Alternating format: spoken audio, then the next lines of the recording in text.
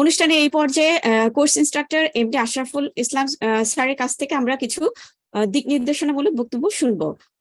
তার আগে আমি এমডি আশরাফুল ইসলাম স্যারের সংক্ষিপ্ত পরিচয় তুলে ধরছি।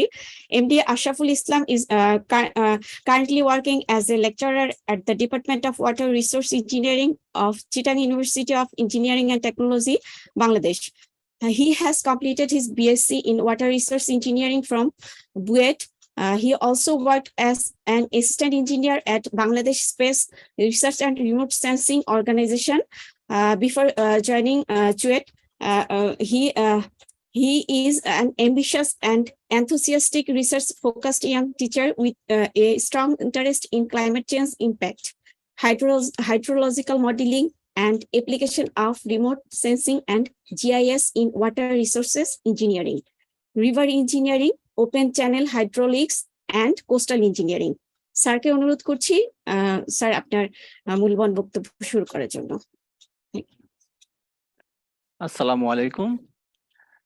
সম্মানিত আমাদের প্রধান গেস্ট, চিফ গেস্ট, আমাদের হোস্ট অ্যান্ড কো-হোস্ট এবং মেন্টর, সবাইকে শুভ সকাল। আশা করি আমি অডিয়েবল আছি।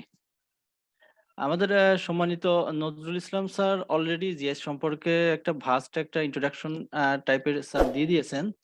তারপর আমাদের চিফ গেস্ট কাফিজ স্যারও অলরেডি আমাদের জিএস সম্পর্কে মোটামুটি একটা ভালো ধারণা এবং স্যারদের কিভাবে রিসার্চে আসা সে ব্যাপারেও আলোচনা করছেন।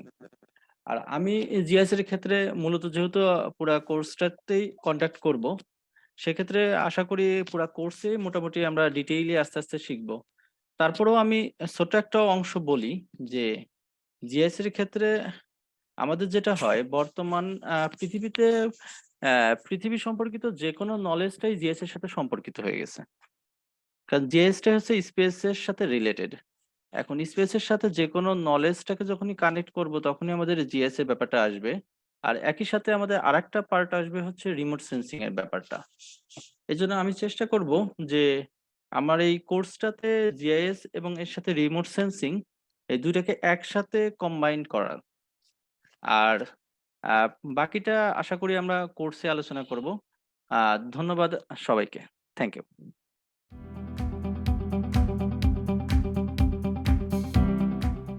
গুরুত্বপূর্ণ যে বিষয়টা আজকে যেটা আমরা ভয় পাই যে একজন প্রফেসর অথবা একজন বড় রিসার্চারের কাছে কিভাবে অ্যাপ্রোচ করবো, ওনার সাথে কিভাবে যোগাযোগ করবো, এই ভিত্তিটা কাটাইতে পারলে ইনশাআল্লাহ আপনারা গবেষক হওয়ার পথে আরেকটা এগিয়ে যাবো।